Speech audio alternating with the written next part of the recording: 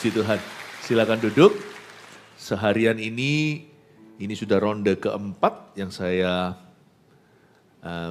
pesan yang saya bawa. Tapi satu tema besar semua dari kitab Ester. Saya kasih judul sifat mempelai Kristus. Jadi kalau baca Alkitab buku ini, kitab Ester ini unik. Di dalamnya tidak tertera kata Tuhan. Tetapi Tuhan dari halaman pertama sampai halaman akhir yang bekerja. Sungguh kalau Tuhan kau andalkan, dia bekerja sama dalam kehidupanmu, mendatangkan kebaikan. Tapi kalau kita meninggalkan Tuhan, mungkin picture perfect kehidupan Anda. Tapi sungguhan, tanpa Tuhan sia-sialah kau membangun rumah. Semua yang kau bangun itu tiada gunanya. Pasti berujung tidak ada makna. Kalau baca kitab Ester, kita membacanya dari sudut kita membandingkan diri kita seperti Ester. Ester itu kan seorang ratu, istri baginda. Ester juga melambangkan kita sebagai mempelai wanita Kristus. Kita sebagai gerejanya, sebagai umat pilihannya. Meskipun kita nggak bisa terlalu alegori. Alegori itu apa? Terlalu gatuk logi. Nggak bisa. Sebab Tuhan tidak bisa disamakan dengan seorang raja pun, raja besar seperti Ahasiweros. Lainlah ya, dia adalah orang berdosa. Tuhan itu mulia. Tapi dari sisi Ester boleh. Kita bisa ambil bagusnya.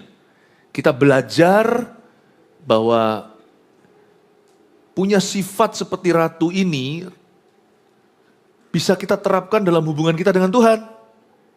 Nah, karena itu di ibadah sekarang ini judulnya mengandalkan Tuhan, tapi sebelumnya menu seharian munculkan dari pagi tadi saya menyampaikan pesan-pesan Tuhan yang tidak bisa saya ulangi, Anda dengarkan sendiri, menghargai kesempatan. Why? Certain things, ada hal-hal tertentu yang Tuhan ambil dari kehidupan seseorang. Karena orang itu tidak menghargainya. Jadi, ibadah pertama tentang menghargai kesempatan seolah-olah tidak ada lain kali. Kedua, mempunyai wibawa, saya panjang lebar jelaskan tentang wibawa ilahi, bahwa setiap orang Kristen harus punya wibawa. Dan mesti pinter. Anak-anak Tuhan harus pandai. 3, bagian 3 tadi mengalami pembelaan. Saya juga menjelaskan, kalau di sekeliling Anda tidak ada penasihat yang benar, semua yes men, masa depanmu celaka. Tetapi kalau ada orang-orang yang berani menyuarakan apa yang objektif, apa yang betul, apa yang wise, apa yang bijaksana, I think you are very lucky, Anda beruntung berada di dekat orang-orang itu. Sekarang kebaktian ini saya akan bicara tentang mengandalkan Tuhan. Karena biasanya orang tidak mengandalkan Tuhan sampai dalam masa-masa krisis. Manusia itu angkuh, padahal Tuhan sudah ngomong dari depan. Semua lutut akan bertelut, semua lidah mengaku. Tinggal kita itu berlututnya menyembah atau terpaksa. Manusia jangan melawan yang maha kuasa. Jangan datang gereja dan cari Tuhan waktu kita kepepet saja. Mumpung sehat itu layani. Mumpung kita itu masih komplit, masih bisa, apalagi masih muda. Ayo, kita taat pada perintahnya. Jangan tunggu sekarat, baru mau taat. Mengandalkan Tuhan, coba katakan pada kanan kirinya, mari kita mengandalkan Tuhan. Tahun ini berkat terjadi, bahkan mujizat karena orang mengandalkan Tuhan. Kita lihat Ester 4 ayat yang pertama sampai ayat berapa nanti kita lihat ngeflow saja. Ini adalah sebuah cerita tentang usaha Mordekai untuk menolong orang Yahudi. Kita baca dulu ayat 1. Setelah Mordekai mengetahui segala yang terjadi itu, ia mengoyakkan pakaiannya. Lalu memakai kain kabung dan abu. Kemudian keluar berjalan di tengah-tengah kota sambil melolong-lolong dengan nyaring dan pedih. Apaan sih? Mungkin kalau Anda baca ini nggak ngerti konteksnya, Anda kira siapa itu Mordekai? Mordekai ini adalah papa asuhnya sang ratu. Sang ratu baru. Ratu lama namanya Wasti. Cantik sekali. Diganti karena dia tidak menghargai kesempatan. Dia meremehkan berkat Tuhan. Berkat Tuhan dicabut dari dia. Posisi diambil. Digantilah seorang ratu yang diam-diam Yahudi, namanya Ester, atau nama lamanya, nama dusunnya Hadasa. Ester ini papa mamanya mati waktu dia masih muda, masih kecil malahan. Dia diadopsi, diasuh oleh kakak sepupu, anak dari saudara ayahnya. Jadi mereka itu sepupuan, tapi karena Mordekai jauh lebih tua, usianya mungkin terpaut 20 tahun misalnya. Jadi seperti ayah.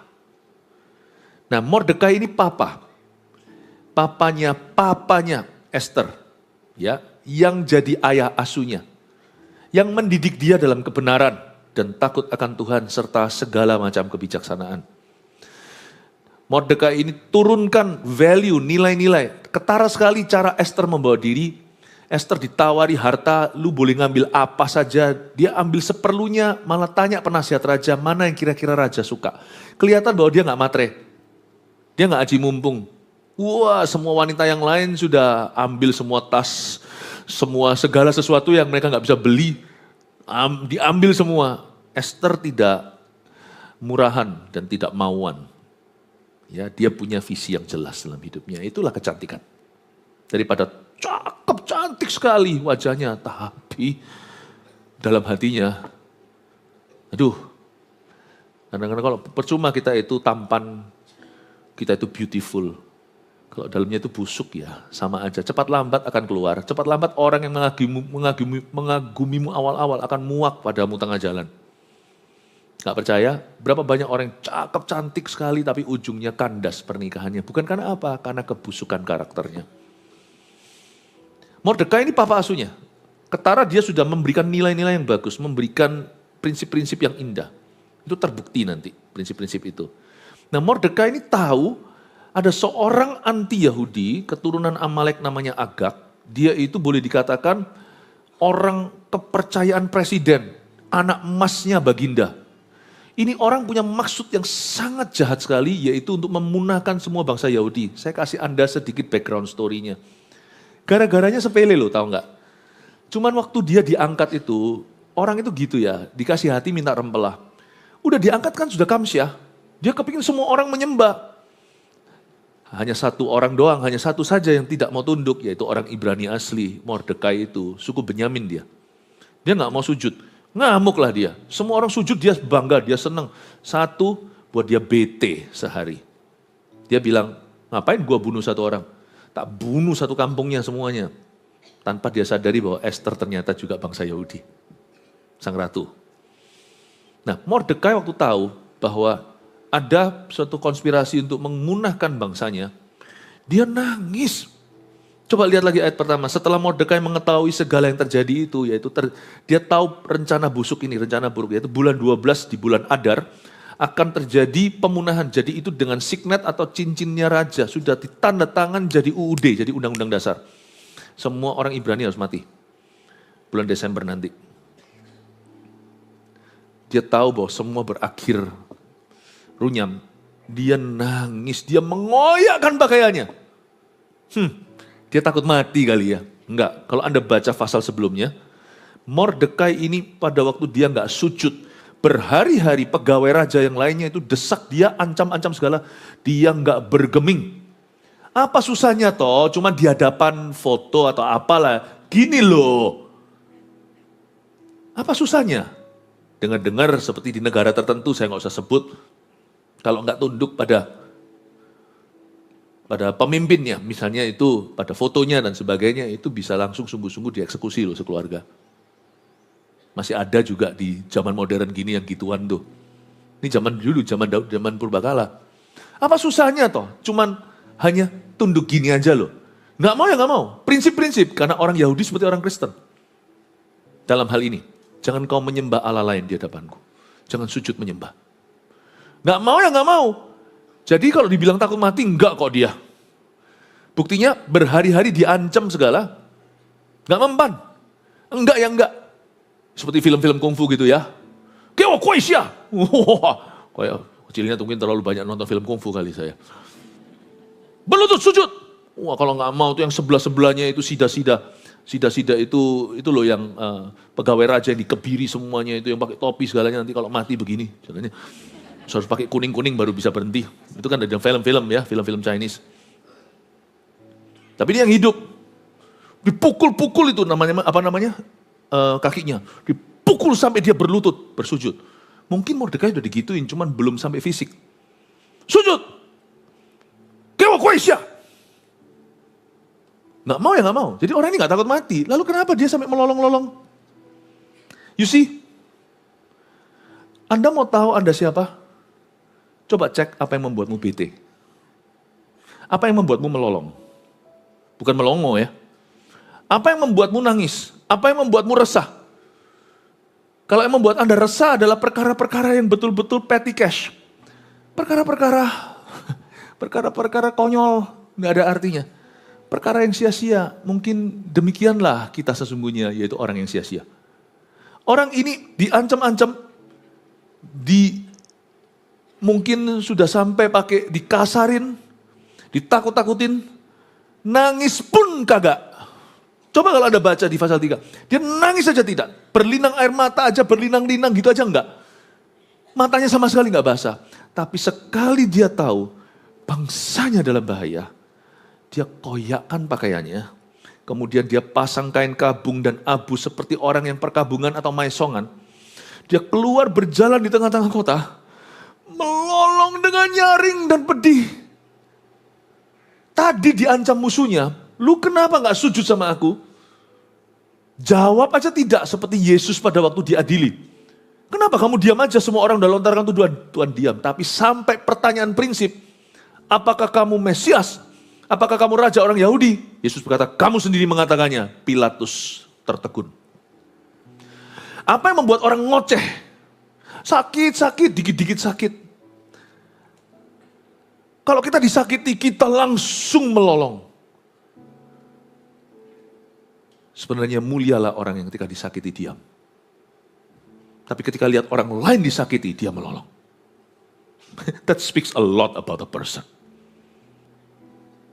Itu bicara benar-benar itu sangat menceritakan siapa diri kita. Apa yang membuat kita resah, apa yang membuat kita bete, apa yang membuat kita ngamuk.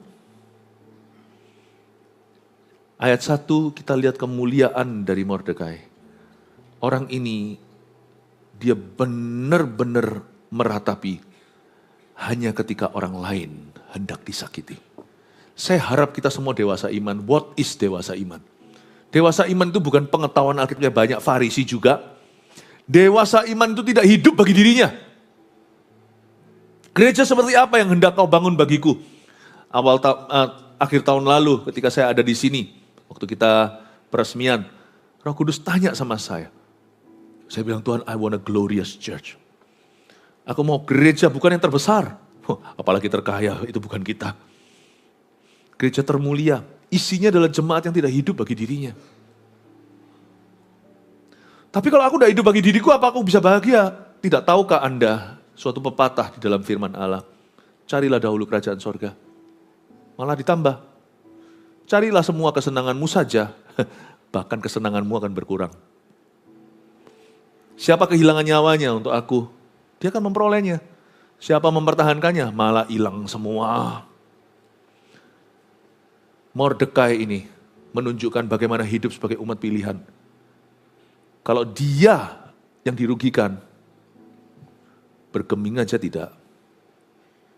Tapi kalau orang lain, dia langsung iba. Gak perlu pakai malu cengeng di depan manusia. Bapak Ibu Saudara, itu adalah mimpi saya sebagai gembala sidang. Saya siang malam berdoa bagi Anda, sungguhan hanya berdoa untuk satu. Tentu saya berdoa supaya kebutuhanmu tercukupi, supaya mimpimu tercapai, supaya apa yang kau inginkan diberikan. Kalau doa itu jangan tanggung, saya doa itu sampai maksimal untuk Anda. Tapi doaku yang paling core, yang paling betul-betul doa saya yang paling six pack, istilahnya. Doa saya yang betul-betul sampai ke perut, sampai ke dasar, sampai kepada lubuk hati adalah ini. That you will not live for yourself. Bahwa Anda tidak akan hidup bagi dirimu sendiri. Anda akan hidup bagi Kristus dan bagi orang lain. Oh haleluya, yang setuju dengan saya, kasih tepuk tangan untuk Tuhan. Khotbah seperti inilah yang membuat orang tidak tertarik bergabung pada gereja-gereja tertentu. Kalau saya mau menarik jemaat, saya khotbahnya, ayo berkat. Datang sini, tak kasih posisi layanan. Di gereja ini, Anda juga akan mendapat porsi salibnya. Saya akan jelaskan bahwa memikul salib itu mulia. Saya belum ngomong tentang mengandalkan Tuhan ya. Sebelum mengandalkan Tuhan, kita harus jatuh cinta dulu. Gimana kita mengandalkan sesuatu yang kita tidak percaya? Gimana kita mengandalkan sesuatu yang tidak kita kasihi, tidak kita hargai? Jesus is not only to live for, He's to die for. Yesus bukan hanya untuk layak untuk kita. Yesus bukan hanya, gimana ngomongnya? Yesus itu bukan hanya sepatutnya kita mati untuk Dia. Kita hidup bagi Dia. Tapi Yesus itu juga patut kalau perlu kita mati baginya. Saya bukan seorang ekstremis. Saya orang Kristen. Imanku tidak ekstrim, ini Christianity. Kalau Anda belum sampai ke titik ini, mengerti bahwa Yesus itu hidup bagi Kristus adalah Kristus, mati adalah keuntungan, Anda belum Kristen. Anda masih KTP. Kristen itu tidak usah ekstrim yang gimana, aku tidak nonton TV, nggak apa-apa kalau sana tidak mau. Kristen itu bukan anti ini, tidak boleh itu, enggak. Kristen itu murni, bukan anti. Anti itu, anti ini bukan, murni. Dan saya tahu apa yang baik untuk saya, apa yang tidak. Saya berdoa supaya Anda semua dewasa, karena saya tahu itu satu-satunya jalan bahagia. Kalau Anda menemukan jalan ini, Anda menemukan Tuhan. Amin. Sebelum kita bicara tentang mengandalkan Tuhan, saya jelaskan dulu Tuhan itu siapa bagi kita. Nah kita lanjut ya. Harus sampai ke topiknya, mengandalkan Tuhan. Karena hari-hari ini banyak orang mengalami permasalahan, persoalan. Kuncinya Bapak Ibu, andalin Tuhan Yesus. Sebab Tuhan itu tidak pernah mengecewakan orang yang mengandalkan Dia. Ayat 2. Dengan demikian datanglah ia sampai ke depan pintu gerbang istana raja. Tadi melolong ya. Karena seorang pun tidak boleh masuk pintu gerbang istana raja dengan berpakaian kain kabung. Orang yang maisong segalanya itu dianggap tabu, gak boleh masuk ke istana. Di tiap-tiap daerah kemana titah dan undang-undang raja telah sampai, ada perkabungan yang besar di antara orang Yahudi, disertai puasa dan ratap tangis. Oleh banyak orang dibentangkan kain kabung dengan abu sebagai lapik tidurnya. Apa sih? Ada undang-undang raja yang sudah mencapai daerah-daerah atau titah. Gini loh, di pasal sebelumnya, saya cuma kasih langsung aja intisarinya. Setelah mereka tentukan bulan 12 akan terjadi pemusnahan satu bangsa, ini yang dimusnahkan bukan barang, tapi orang. Itu dikirim orang-orang pakai kuda cepat dengan stempel raja. Ini Haman, bukan Baginda. Baginda ini kan Raja Ahasiweros sebenarnya nggak tahu apa-apa, dia hanya dimanfaatin. Haman ini yang jahat. Hitler zaman dulu lah. Dia kirim dengan kuda cepat lah, hari ini seperti inilah, delivery lah. Dikirim, saya takut sebut brand nama. Yang ngerti lah ya, kirim door to door.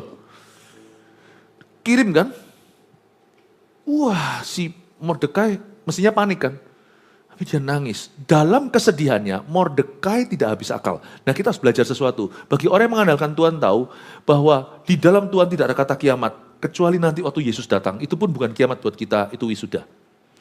Kalau kita percaya Tuhan, jangan percaya ada situasi kiamat.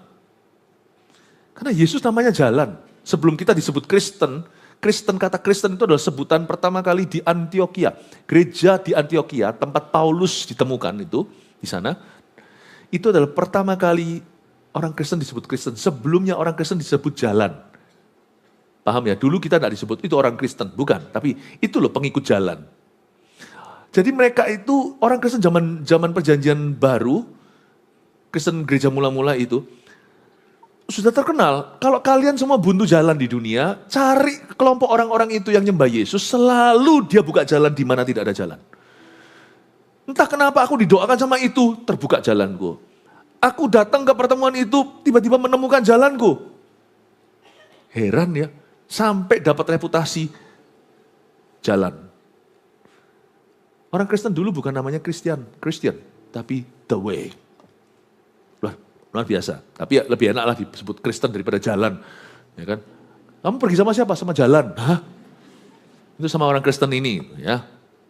Nah, jangan percaya situasi kiamat dalam kondisi yang paling menegangkan. Ini nggak main-main loh ya.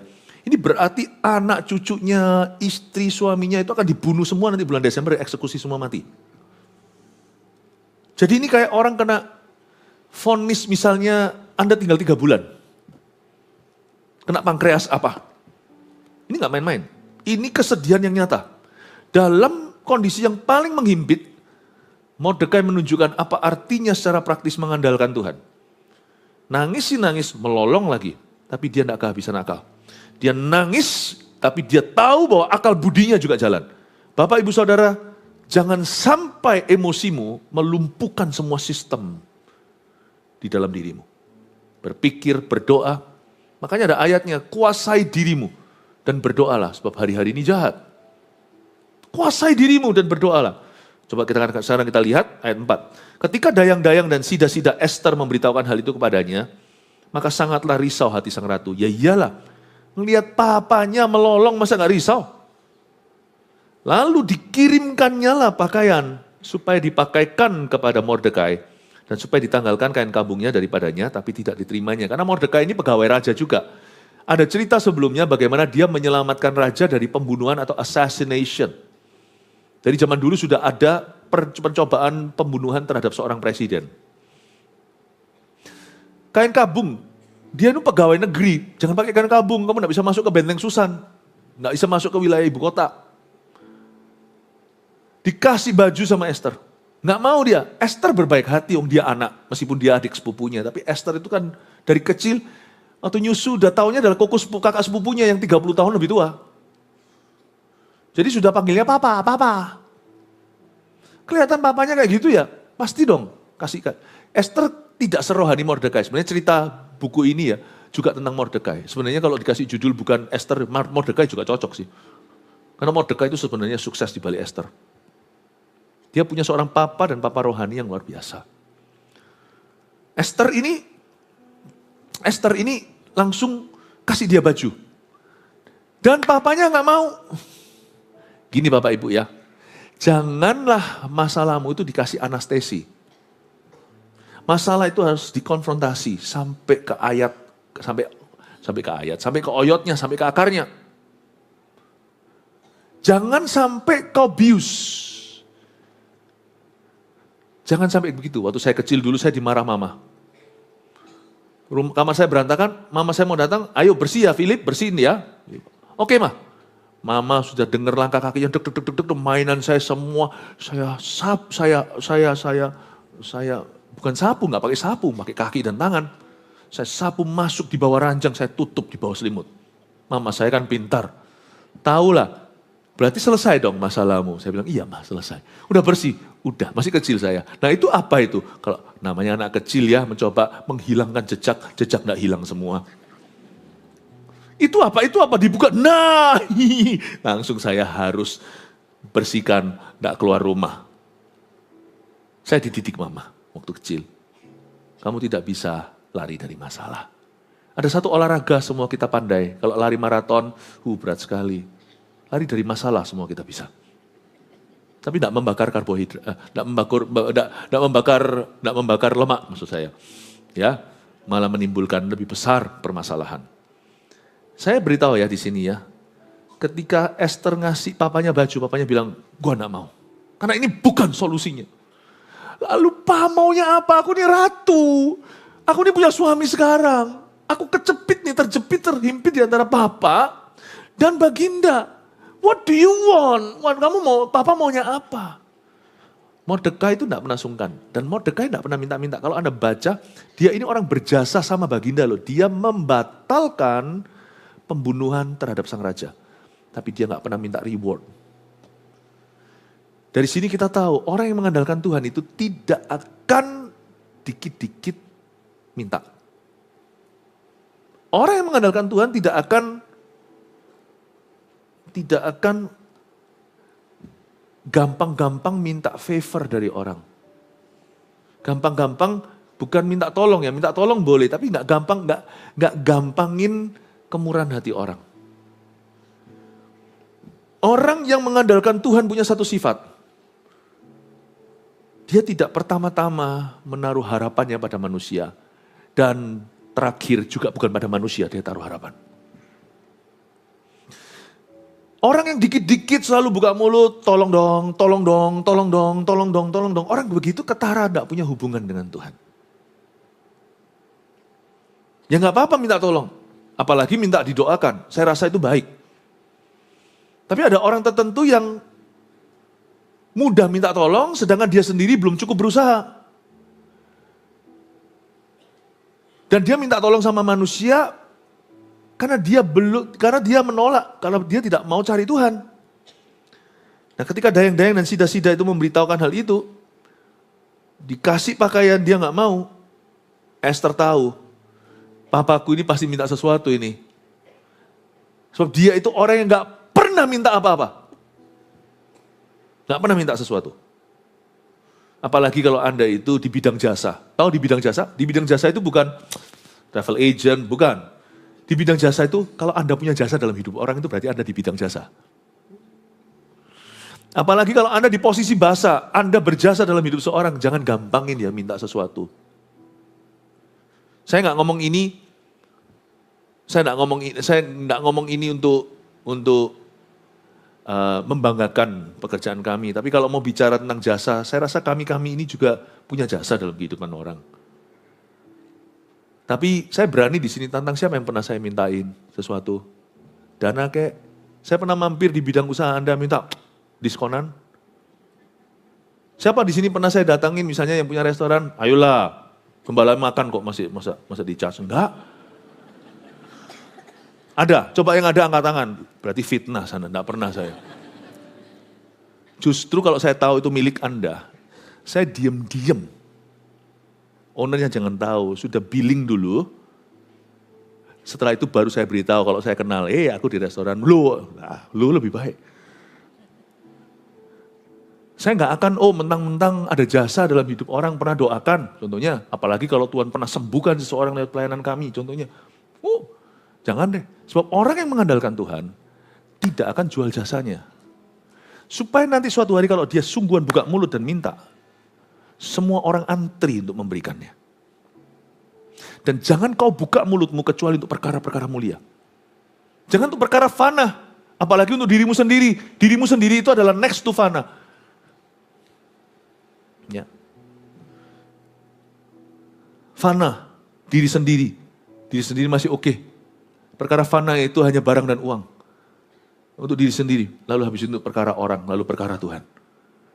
Diri kita itu masih di dalam beberan itu, kita itu masih berada di sisi yang sangat rendah di mata Allah. Untuk orang dan untuk Tuhan, orang lain, itulah yang mulia. Jangan kau buka mulutmu untuk perkara fana. Justru kalau Anda di bidang jasa, waspada. Jangan lakukan itu. Karena di dunia ini sudah terlalu banyak orang yang memegang kekuasaan lalu memeras. Orang yang punya wewenang lalu habis itu semena-mena. Jangan kau lakukan itu, sebab Tuhanmu tidak seperti itu.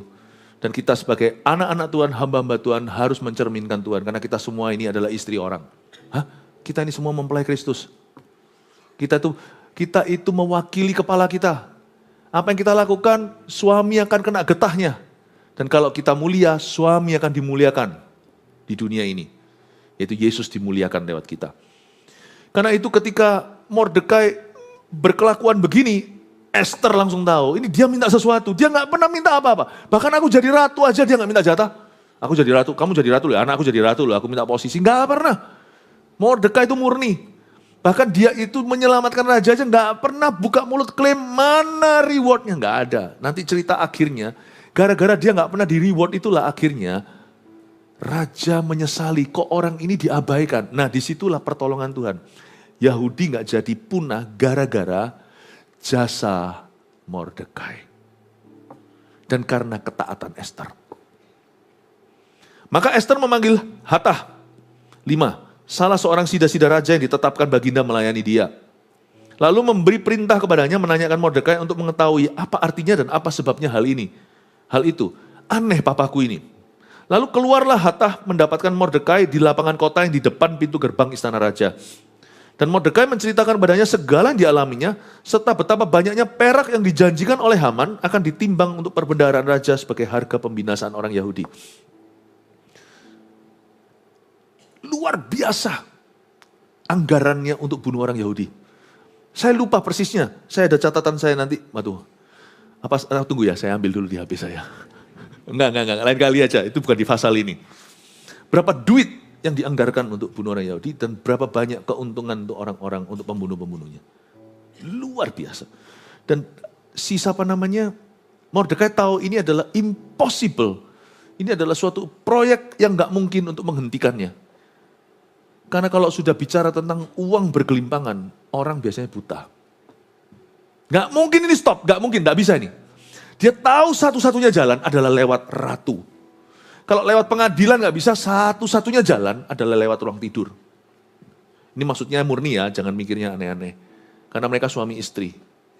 Bisikan bantal lebih berkuasa, lebih powerful daripada ruang rapat. Ya, Anda harus tahu itu. Siapapun penasehat dan sebagainya, hargai. Kalau misalnya Anda kenal seseorang, hargai keluarganya. Kalau mereka suami istri, hargai istrinya. Mau tahu ya, gak peduli Anda siapa dan kita siapa dalam kehidupan orang. Siapa yang membisikkan di bantalnya itu yang powerful. Itu yang powerful. Mordekai tahu itu. Satu-satunya harapan adalah sepupuku atau anak asuhku, putri angkatku. Satu-satunya bisa mengubah this fate, mengubah nasib ini, nasib bangsaku, hanyalah Esther atau Hadasa, sang ratu. Hatta tanya, apa sih ini? Kok aneh? Ratu ingin tahu. Ayat 6. Lalu keluarlah Hatta mendapatkan Mordekai di lapangan kota yang di depan pintu gerbang istana raja. Dan Mordekai menceritakan segala, sudah ya itu ya. Ayat 8, Juga salinan surat undang-undang yang dikeluarkan di Susan untuk memunahkan mereka itu diserahkannya kepada Hatta. Suratnya itu loh. Edarannya. Supaya diperlihatkan dan diberitahukan kepada Esther.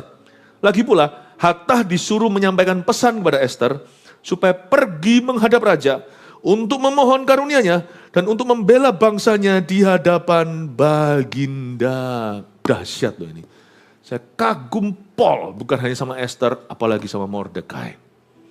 Ini orang melolong. Kalau kita yang melolong, kita sudah melongo. Ini orang melolong masih bisa susun rencana. Orang mengandalkan Tuhan tidak pernah kehabisan akal. Makanya iman itu kelihatannya apa sih ini? Iman itu kelihatannya nggak make sense, nggak masuk akal. Iman itu buat apa dipelihara?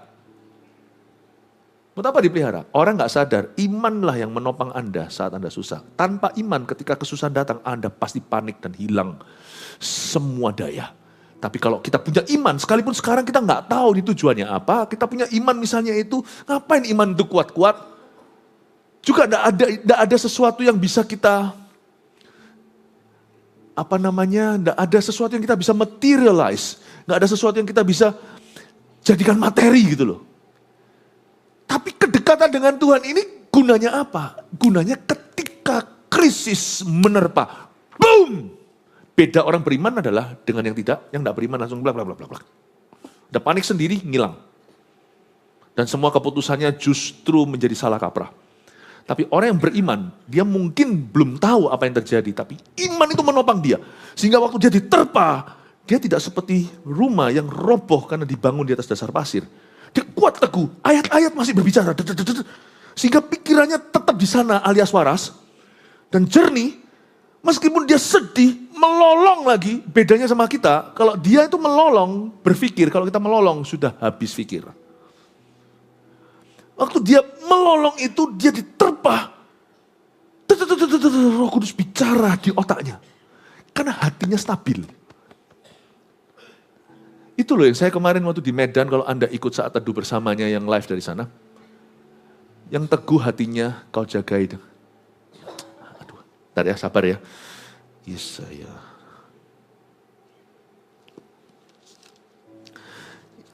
Yang hatinya teguh,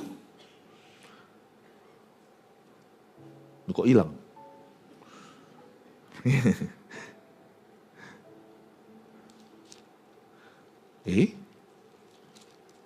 Ya segitulah kira-kira. Yang hatinya teguh kau jagai dengan damai sejahtera. Kata hatinya teguh itu yang hatinya teguh. Yang hatinya tetap.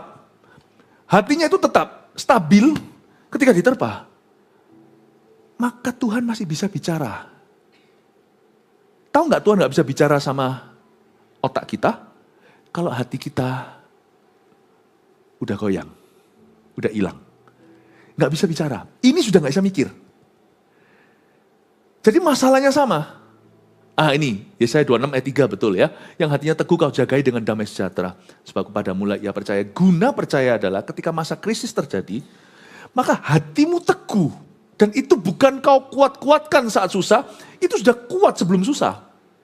Ketika itu menerpa hidupmu, hatimu tetap ada damai sejahtera, sehingga Roh Kudus punya jalur bicara ke otak itu masih terbuka.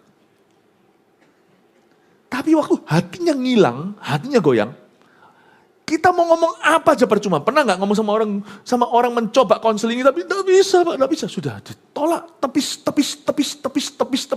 Semua yang Roh Kudus mau katakan disemes keluar semua. Semes. Orang yang mengandalkan Tuhan itu yang untung adalah dia. Dan nanti pada waktu dia susah, dia akan merasakan benefitnya. Meskipun kita waktu ngalami susah ya kita nggak ngerasa kuat sih. Kita ngerasa iman kita pas-pasan, tapi masih ada iman. Mengandalkan Tuhan itu dimulai sejak masalah belum tiba. Celakalah orang baru mengandalkan Tuhan ketika krisis terjadi. Good luck my friend. Itu pun kalau akhirnya berakhir di kaki Tuhan, biasanya mereka lebih mending berakhir di kaki setan. Karena itu saya dorong Anda untuk cari Tuhan, ada enggak ada badai, langit biru, Anda cari terus. Hatta disuruh menyampaikan pesan pada Esther untuk memohon karunia-Nya dan untuk membela bangsanya di hadapan baginda. Lalu masuklah Hatta ayat 9 dan menyampaikan perkataan Mordekai kepada Esther. Akan tetapi Esther menyuruh Hatta memberitahukan kepada Mordekai.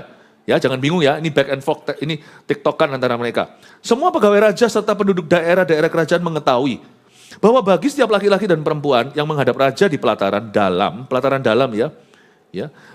dengan tidak dipanggil hanya berlaku satu undang-undang. Itu ada undang-undangnya malahan. Kalau ada yang datang, tidak dipanggil, itu hukuman mati termasuk untuk ratu. Hanya orang yang kepadanya raja mengulurkan tongkat emas yang akan tetap hidup. Itu pun untung-untungan. Kalau raja mut-mutan dan merasa, oke, kamu boleh selamat, dikasih tongkat emas gini, Algojo tidak bunuh. Tak peduli dia ratu, karena ini udah undang-undang. Tak peduli kalau anak sendiri. Karena ada protokol. Pahami ya, hari ini pun dalam menangani pejabat dan sebagainya, tetap ada protokolir. Kamu kalau sampai tidak diuluri tongkat emas, Pak, atau Ko, aku pasti mati. Mordekai diberitahu, ini hukum. Mordekai tahulah, tapi Esther hanya mau reminder aja, gentle reminder, you could lose me. Kamu bisa kehilangan saya. Dan aku selama 30 hari ini gak dipanggil menghadap raja. Ada catatan sejarah, kenapa 30 hari raja diam saja? Karena raja, ini catatan sejarah ada dalam Alkitab, raja mengalami kekalahan cukup signifikan di armada lautan lawan Yunani. Memang nanti ini musuh bebuyutan, 100 tahun kemudian, kerajaan Persia alias Iran zaman ini, dulu itu adikuasa, akan dikuasai oleh Yunani, dikalahkan oleh seorang tokoh yang terkenal dalam sejarah, Alexander the Great, Alexander Agung. Sebelumnya, negara adikuasa yang dikuasai oleh Ahasiweros dan kakek-kakeknya, istilahnya orang tua kakeknya semuanya, itu dikalahkan yang namanya kerajaan Babilonia, Raja Nebukadnezar. Itu yang menggulung Yerusalem dan angkuti semua termasuk Daniel, Sadrak, Mesak, Abednego pergi ke Babel. Itu di Irak hari ini. Ya, Anda mesti harus ikuti saya ini. Jadi ini ada konten sejarahnya, rohaninya, segalanya. Tapi ujungnya Anda siap catat 3 poin untuk aplikasi untuk hidup Anda. Jadi ini ceritanya dalam sejarah. Dan dalam sejarah tercatat bahwa 30 hari tersebut adalah periode waktu ketika raja lagi stres. Kalah perang di lautan. Dia menang gagah di jalanan, tapi di laut dia kalah. Ini Hadasah ngomong gini sama kokonya atau sama papanya.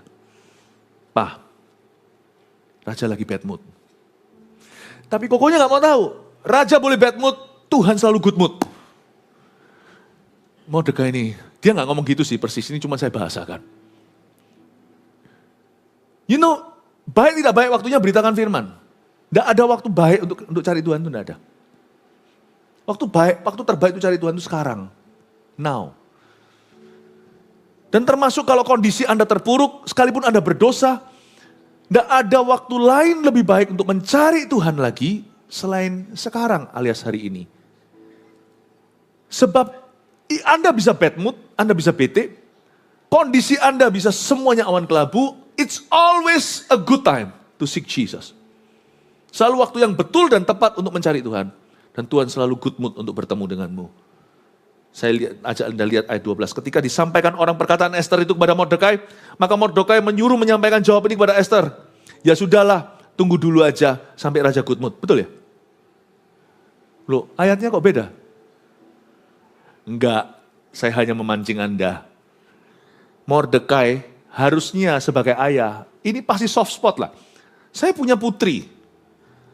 Anak saya, apalagi anak perempuan adalah soft spot saya. Ya sudahlah, nggak usah lah. Sedangkan sama anak laki-laki juga bisa kalau kita nggak terus paksa diri, jangan manja, jangan manjakan dari kecil.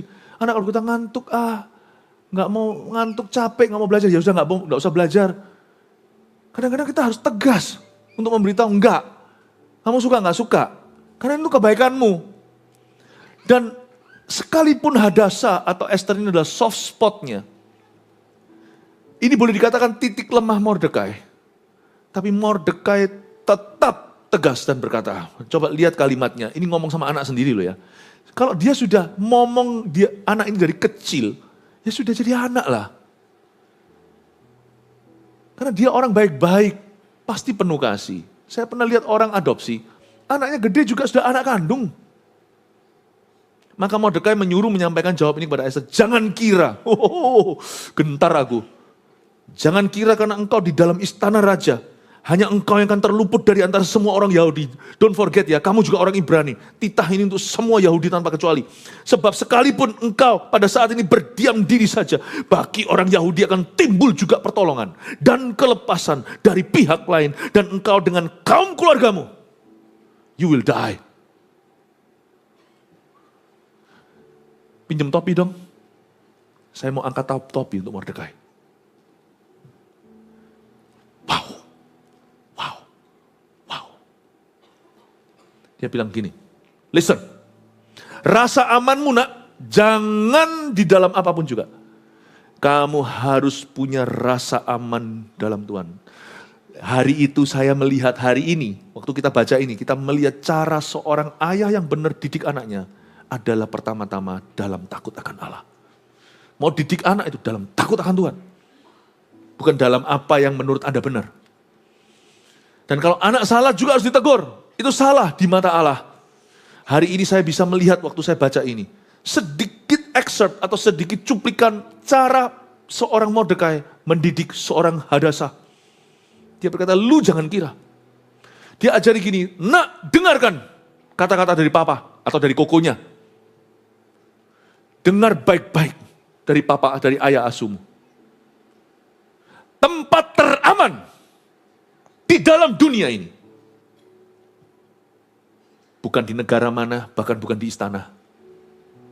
Bukan hidup tanpa masalah. Tempat paling aman di seluruh bumi adalah ini. Nak, kamu catat, camkan di hati. Adalah di dalam poros kehendak Allah. Orang mau bilang, di Indonesia, bagaimana? Kalau memang Tuhan taruh Anda di sini, disinilah tempat teraman. Kalau orang berkata, di luar negeri susah, kalau Tuhan taruh Anda di situ, situ tempat aman for you. Tempat aman di dunia adalah di mana Tuhan menghendakimu. Dan kalau sekalipun kau bersembunyi di balik jubah baginda, bahkan dengan cincin nikah dengan raja pun kamu tidak aman. Kalau Tuhan menentangmu, siapa menyelamatkan? Tapi kalau Allah di pihakmu, siapa yang bisa melawan? Dia berkata, kamu jangan kira kamu di istana, sekarang kamu ratu ya, kamu dengar kata-kata papa. Semua, nanti pertolongan akan keluar dari tempat lain. Tapi kamu, dear ratu, kamu dan seisi rumahmu akan mati.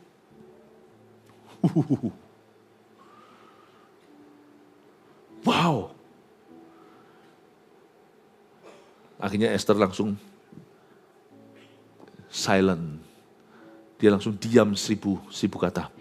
Dia ngerti, dia tidak bisa bantah hikmat ini. Lalu dia berkata gini. Sebelumnya dilanjutkan sedikit kata-kata Mordekai sisanya. Sebab sekalipun kau pada saat ini berdiam saja, bagi orang Yahudi akan timbul juga pertolongan dan kelepasan dari pihak lain.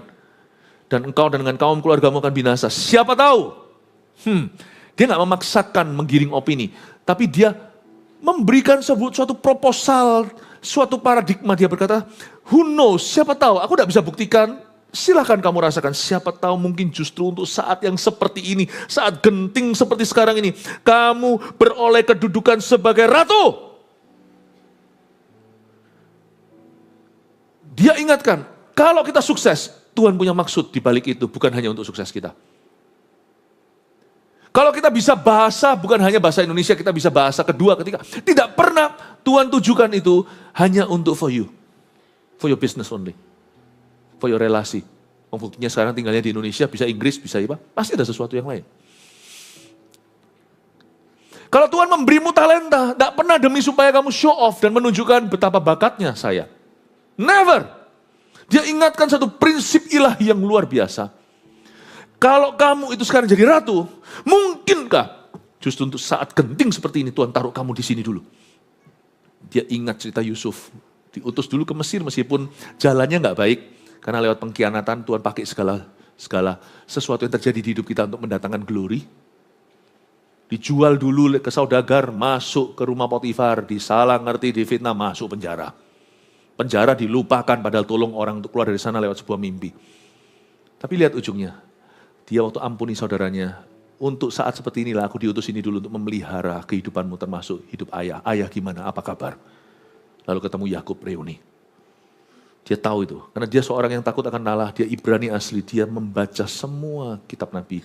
Apalagi kitab Torah, Kejadian, Keluaran, Imamat, Bilangan, Ulangan. Dia berkata sama Esther, you listen to me. You think kamu jadi ratu, menang kontes kecantikan, atau untuk saat seperti inilah, untuk Injil kamu berdiri.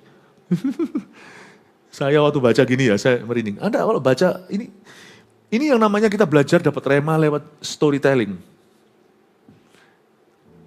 Saya anggap ini seperti kalau malam hari sebelum tidur, dibacain sama ayah. Tuhan membacakan cerita ini lewat mulut saya. Untuk Anda mengerti peran Anda di dalam hidupan ini. Allah punya maksud di balik setiap kasih karunia yang Ia beri dalam hidupmu.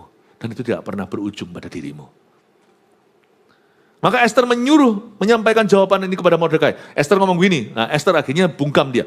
Dan saya juga kagum sama Esther. Esther itu tidak bisa saya salahkan. Esther pun bertumbuh. Dia mengalami dalam satu pasal ini, saya melihat seorang wanita yang growing spiritually.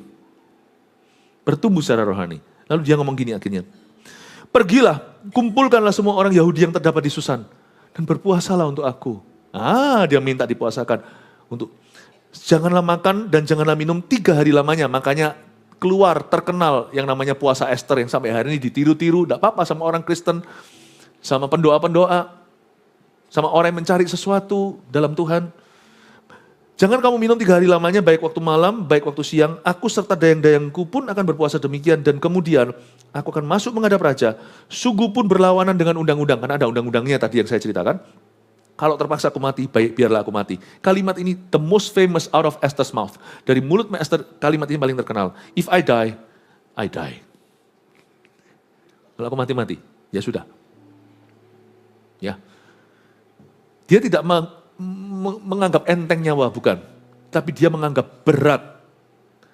Dia bukan berat. Dia tidak menganggap enteng nyawanya sendiri atau nyawanya dayang-dayangnya, tapi dia menitik beratkan pada sesuatu yang jauh lebih berharga, lebih mulia. Esther berkata gini, aku akan doa puasa. Puasalah untuk aku. Jadi sebenarnya salah satu permintaan di mulut kita yang tidak boleh malu untuk minta sama orang lain adalah doakan saya. It's okay loh itu. Saya pun minta, doakan ya. Oh, by the way, doakan ya nanti waktu kami pergi ke Papua bulan 5. Doakan. Thank you kemarin doakan di Medan, kalau pasan terjadi gitu, saya tidak akan malu minta sama Anda. Please pray for me.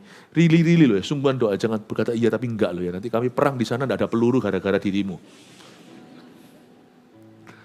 Saudara, dalam perang itu selalu bisa berjatuhan korban. Kalau kita tidak sungguh-sungguh, jangan Anda kira memang perlindungan Tuhan, tapi Tuhan juga memberi kunci ke kita. Kalau kita nggak pakai, pasti ada sesuatu yang tertutup, sesuatu yang terbuka, yang tidak harusnya terbuka, pasti ada sesuatu yang tertembak. Jangan sampai pahlawan-pahlawanmu pergi berperang, Anda perisainya lengah. Ya, jadi kalau saya bilang minta doa, sungguhan minta doa. Bukan karena kami takut, tapi supaya kami berhasil dalam tugas kami, supaya tidak 2 kali jalan. Pray for me, it's okay. Kecuali kalau ada orang yang berkata sama temannya, doakan aku, tapi dia sendiri gak pernah berdoa. Ya yang kayak gitu itu cuma alasan aja. Yang kayak gitu itu you don't entertain it, jangan kau manjakan. Loh, kadang-kadang saya pernah dulu ada teman gitu, oh Pastor Philip ya, gitu. Doakan ya, titip doa ya ke Tuhan dia. Saya bilang, kenapa titip terus? Sekali-sekali saya bilang, basa-basi kan. 2-3 kali ketemu saya lagi, gak sengaja ngomongnya gitu lagi. Akhirnya sekali-kali ya saya harus bukan kasih pelajaran, kasih didikan. Titip doa lah. Sudah saya doakan, lalu saya ngomong gini dalam bahasa yang dia ngerti. Dan Tuhan tanya, kenapa kamu gak bawa sendiri doanya? Yang nitipin mana? Kok gak pernah muncul? Pastor Philip bisa aja. Iya, sungguhan. Ya kan? Gini loh, Tuhan tuh gak terima titipan. Gak terima titipan. Tapi kalau kita sendiri datang, kita perlu dukungan. Pray for me, itu diterima. Dukungan itu adalah bagian dari kerajaan Tuhan. Titipan bukan. Nanti kalau titipan Tuhan tanya, yang titip mana orang yang suruh datang sendiri, ditolak sama Tuhan, datang sendiri. Orang ngundang aja kalau memang betul-betul mau sopan ya, apalagi kalau ngundangnya itu bukan orang setara, kalau ngundangnya itu orang gimana gitu. Sama pejabat, sama orang penting gitu aja, kita ngundang itu in person kok. Saya bukan siapa-siapa. Tapi pernah sekali saya ke luar negeri, lalu ada seorang mau ketemu, benar-benar mau ketemu cuma barang sebentar aja. Saya di tengah-tengah kesibukan, konferensi, segalanya ketemu sebentar. Datang itu cuma ngasih undangan. Saya bilang ini kan bisa titip orang. Oh dia bilang, Dana, this is not our custom. Ini bukan cara. Kami itu kalau menghargai seseorang, kami datang itu langsung in person kami kasih undangan itu. Itu dia harus dari mana loh? Saya bilang, gak usah lah. Saya bilang, Pak, I'm easy. Saya kalau iya, enggak, saya tolak atau saya terima. Saya enggak basa-basi. Enggak usah lah terbang dari mana khusus gitu. Saya itu enggak perlu diperlakukan begitu. Dia bilang, no, it's not about you. Kaget saya, bukan tentang Anda. Ini memang komitmen kami. Kami itu orang yang begini, saya langsung salut. Sama manusia aja, kita itu siapa? Ngundang itu in person. Terbang cuman kasih undangan, ketemu di tengah kesibukan cuman 5 menit doang, terbang lagi. Nggak bisa lewat email gitu aja. Tuhan, jangan kau buat titipan-titipan. Kiranya dia siapa? Kok sampai situ ngomongnya? Tapi kalau yang suka titipan-titipan tuh beritahu. Jangan titip-titip deh. Aku dimarahi Tuhan gara-gara kamu. Datang sendiri kalau kamu berani. Titip-titip segala. Oh ya boleh sih. Suatu kali kalau orang-orang masuk surga sana masuk neraka. Titip surga ya. Aku mau masuk surga, enggak usah, sudah dititipin. Kamu enggak masuk, yang titipannya sudah masuk sini. Kok enak, ya kan? Alright, kita belajar sesuatu di sini. Esther berkata, pray for me. Dia puasa doa. Tahu nggak? Salah satu proof seseorang itu mengandalkan Tuhan, tahu? Doa. Anda mau tahu gini loh, mengandalkan Tuhan itu nggak ada markernya. Yang ada lifestyle-nya kayak hidupnya. Kolesterol.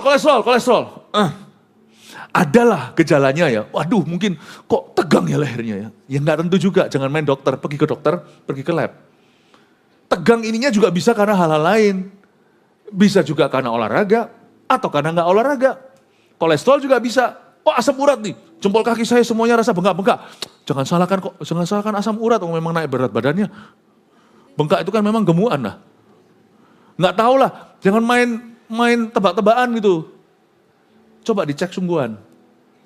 Kolesterol kata orang nggak ada, yang ada di laboratorium. Tapi waktu Anda lihat angka itu dan merah, ada bintangnya, tolong waspada ya apa yang Anda makan dan gaya hidupnya. Mau tahu angka merah, angka birunya mengandalkan Tuhan? Coba cek kehidupan doamu. Itu ketahuan kolesterolnya. Itu bukan lagi gejala. Gejala ada rasa gak sejahtera, kok ngamukan ya, aku ini kok sekarang emosian, ya adalah sana sinilah. Mungkin itu juga valid ya, mungkin benar-benar tubuh kita memberi sinyal. Tapi kalau mau tahu ke laboratorium, Anda mau tahu, pergi ke ruang doamu. Kalau doa kita begini trennya. Atau asal-asalan hit and run, tabrak pergi, cuman pokok asal doa gitu aja.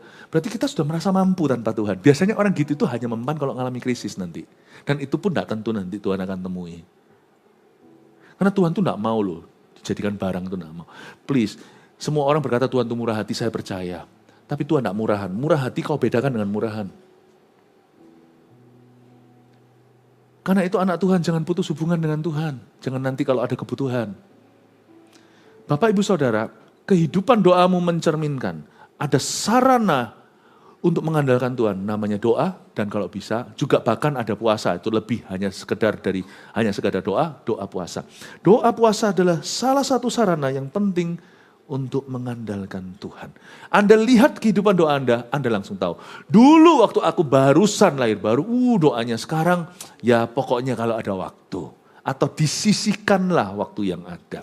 Ketara di sana, berarti sekarang pastilah, apa yang Anda tinggalkan dari Tuhan, pasti ada penggantinya. Coba Anda lihat, mungkin hobi, mungkin ada sesuatu. Saya nggak berkata kita doa 24 jam sehari loh ya. Pasti tapi ada komitmen khusus dengan Tuhan Yesus. Kalau kita itu mengandalkan, pasti memprioritaskan. Dan kalau kita tidak memprioritaskan lagi, kita akan tahu apa yang menjadi penggantinya. Mungkin koneksi, mungkin ini. Dan dia merasa biasanya sekarang sudah punya money misalnya, punya uang. Dan itu jadi andalannya. It's my new God. Belum replacing my old God, belum sampai menggantikan Allah lamaku, tapi ini sudah menjadi Allah semi baru yang menggantikan semi lama itu. Anda akan lihat, ada hal-hal tertentu yang dia mulai pegangi dan mulai sekarang gantungin. Dan itu pengganti dan lihat alhasilnya, dampaknya adalah kehidupan doa dulu yang suffer. Masih kelihatan langsung di laboratoriumnya. Langsung kehidupan doanya kekat, itu kelihatan. Dan biasanya nanti hal-hal itu yang sekarang digantungin sama dia itu biasanya nanti akan goyang nanti di dalam perjalanan hidupnya. Konyolnya gini, ini kebodohan manusia. Waktu itu digoyang cari Tuhan lagi. Ini digoyang cari Tuhan lagi. Berapa banyak orang ketika sampai masuk penjara baru cari Tuhan. Coba lihat. Ketika orang sakit dan sekarat cari Tuhan. Pasti ada sesuatu yang digoyang. Karena Alkitab berkata, aku akan sekali lagi menggoncang, bukan hanya bumi, tapi langit. Supaya yang tinggal, yang tak tergoncangkan. Saya mendingan digoyang-goyang sama Tuhan. Digoncang-goncang, saya tidak mau. Saya mendingan punya sesuatu yang tetap. Dan biarkan semua yang tergoncang yang lainnya itu, saya hadapi bersama dengan Tuhan. 3 poin sini catat, saya berakhir. Sudah, khotbah saya. Nomor 1, tentang mengandalkan Tuhan. Apapun yang terjadi, ingatlah kalau masih ada Tuhan. Jangan melolong lalu tidak berbuat sesuatu. Remember, there is still God. Jangan hanya melolong, tapi percayalah, apapun terjadi, masih ada Tuhan. Coba katakan, masih ada Tuhan. 2. Tempat teraman di dunia adalah di poros kehendak Allah. Udahlah, percayalah. Bukan di negara mana, bukan di dalam kondisi hidup seperti apa. No. The safest place is in God's will. Kalau Anda tahu di mana Anda berada, itu adalah kehendak Allah. Udah tenang. Tuhan yang responsibel, Tuhan yang menjaga. 3. Doa puasa adalah sarana penting untuk mengandalkan Tuhan. Mau tahu kira-kira kita masih mengandalkan Tuhan atau seberapa bertambah atau berkurangnya andalan kita terhadap Tuhan? Cek aja kehidupan doa Anda hari ini.